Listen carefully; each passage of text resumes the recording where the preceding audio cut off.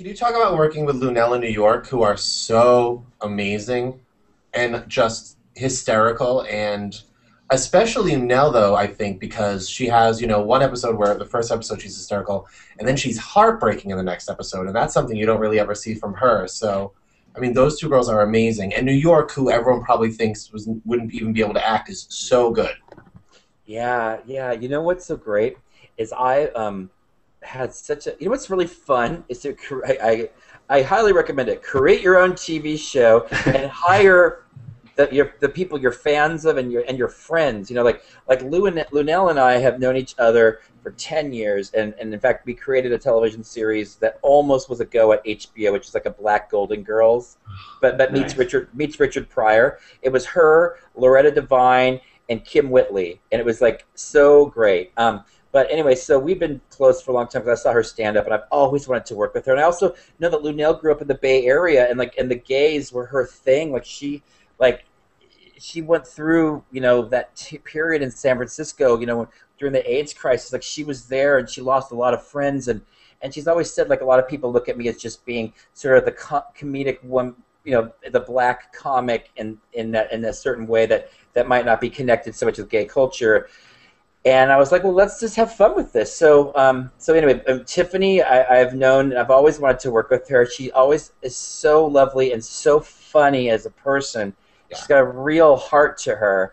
And I just was kind of like, let's just be ourselves. And you'll see the scene at the dinner table. I said, what would you make for dinner, Lunell?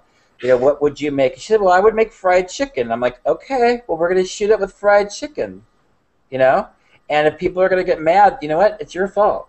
But I don't know if how many of you have seen that scene, but anyway, that's so to me, I really wanted to show that I wanted to take the core of the show and like start going into different areas. Like I knew if I went into the sort of pop culture, I call it the VH1 pop culture world, or the comedy world, or the urban comedy world, that everything is kind of loosely connected to what I think the core audience likes. Yeah. So I feel like I really kind of went out to the different quadrants as much as I could for a gay series, and I think it still works. Like everyone feels from my show when we were shooting it, like, oh my God, this is all over the place. Well, I feel it all has a harmony to it. Yeah. And also, the amazing, amazing Scott Pretty, who I got to interview, Yeah. who is, I mean, straight guys playing gay is one thing, but he really had to like invest and like go for it, and is so proud of it. And it was so great talking to him. What was it like working with an actor like that, who I feel like isn't looking for any sort of medals or prize for playing a gay actor, but just gave a completely realistic performance? He is so gay, by the way. I'm sorry. I don't know why. No, I don't. You know what's funny? I've noticed that people in this younger generation, because I'm not in it anymore, sad to say, don't seem to put, again, like it's very logo, no labels. Okay, out. I don't know what your logo is, but out is out. But out is in, but people are out. Is what I meant. I didn't mean it was out like it's not in. Okay. Whoa. Okay. But no. But it's funny. There are other actors on the show that are playing gay that aren't gay, and I've talked a lot about like, oh, should we say it's none of anyone's business, or should we let them say what they want to say? But when it was with Scott, it's like it's so exciting not only to see somebody who doesn't ever think that way. He never thinks like for 1 second like, oh, this is weird, I'm playing gay.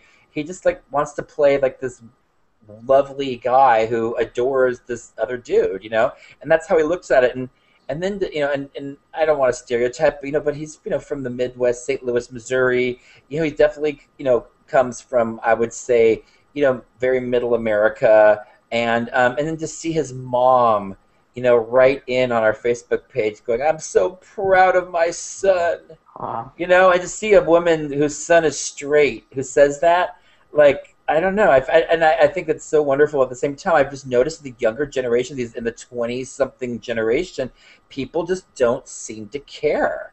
I think it's like from college onward, people are friends, whether the labels just aren't there, and it doesn't matter. So it seems, I've noticed it's less of a big deal with the younger generation. So it's a combination of me not being so surprised because of what I'm seeing in the younger generation, then meets this. Wow, that is so cool because I think it's amazing and it makes me really happy.